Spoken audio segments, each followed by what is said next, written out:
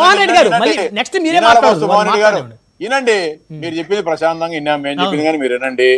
2004లో రాజశేఖర రెడ్డి ముఖ్యమంత్రి అయిన తర్వాత మున్సిపల్ ఎన్నికలు జరిగినాయి. మేము పోటీ చేసినాం 26 వార్డులకు. మేము 7, 8 వార్డులు గెలిచే పరిస్థితి ఉంది. అర్ధరాత్రి పొద్దున ఎన్నికలు 7 గంటలకు ప్రారంభం అవుతానగా రాత్రి వివేకానంద రెడ్డి గారు ఈ పులివెందులు ఉండే సిఐ రాజేశ్వర రెడ్డి గారు అని చెప్పి వాళ్ళిద్దరు కలిసి కాంగ్రెస్ పార్టీ కార్యకర్తలు ఒక 500 మంది, ఒక 200 పోలీసులను తీసుకొని వచ్చి, ఇదంతా నేను చెప్తే అవాస్తవం అనుకుంటారు. ఇప్పుడు వాళ్ళ మోహన్ రెడ్డి వాళ్ళ పార్టీలో సతీష్ రెడ్డిని ఒక ఆయన నాయకుని చేరినాడు. ఆయన అడగమని చెప్పండి. మేమిద్దరమే ఉన్నాం, నాగవర్ధన్ రెడ్డిని ఒక ఆయన ఇంట్లో. మేము పొద్దున్నే ఎన్నికల ప్రక్రియలో పాల్గొడదు అని చెప్పి మా మీద దాడులు చేసి, రాళ్ళేసి, తలుపులు పగలగొట్టేసి పోలీసులు మమ్మల్ని తీసుకొని లోపల పెట్టారు. దాని తర్వాత 20 రోజులు పిఐసిఎస్ ఎన్నికలు జరిగినాయి. వేల్పుల సహకార సంఘం ఎన్నికల్లో పోటీ చేయడానికి పోతే, మేము ముఖ్యమంత్రిగా ఉండేటప్పుడు మీరు పోటీ చేస్తారని నా కొడగల్లారా అని చెప్పేసి మమ్మల్ని సంపాలని ప్రయత్నం చేసే క్రమంలో పోలీసులు ఫైరింగ్. ప్రయత్నం చేసిన ఎవరు? రాజశేఖర గారు గన్ను తీసుకొని రాజశేఖర గారు కాల్పులు జరిపింది. సార్ మీరు ఆగండి, మోహన్ రెడ్డి గారు వారిని చెప్పనివ్వండి సార్. ఒక్క నిమిషం ఆగండి, వినే ఓపిక లేకపోతే ఎట్లా? ఇప్పుడు మీరు చెప్తున్నంతసేపు వారు చాలా సైలెంట్ గా విన్నారు కదా. కాల్చినామా?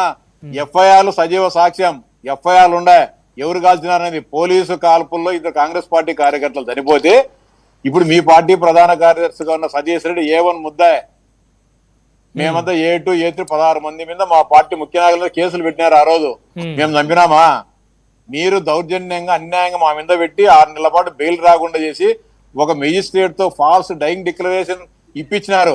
ఆ ఫాల్స్ డైయింగ్ దాని మీద మేము ఫిర్యాదు చేస్తే 12/12/2012 డిస్మిస్ ఫ్రమ్ సర్వీస్ కాంతిమతి అని చెప్పి ఒక మెజిస్ట్రేట్, పులివెందుల మెజిస్ట్రేట్, ఆమె తప్పుడు మరణ వాంగ్మూలం.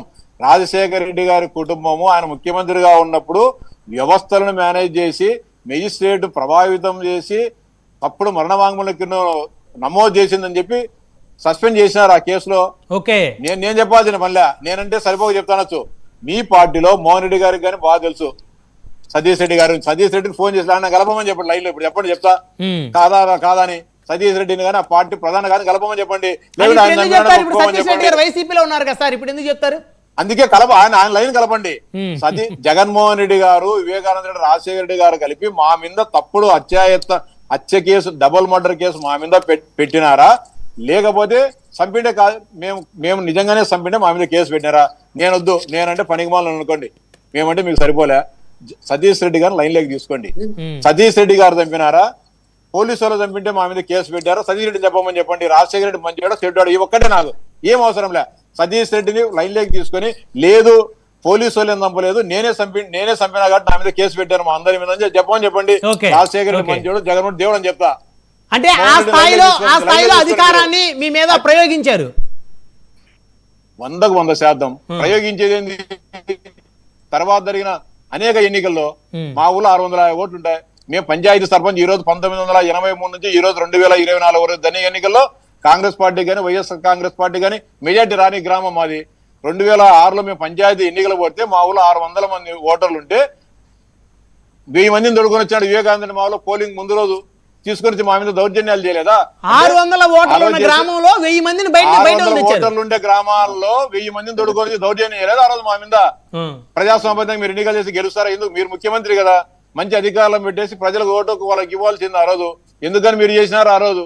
ఏ ఎన్నికల్లో మీరు సక్రమంగా పోటీ చేసినారు? ఏ ఎన్నికల్లో మీరు సక్రమంగా నిబద్ధతతో పనిచేసినారు?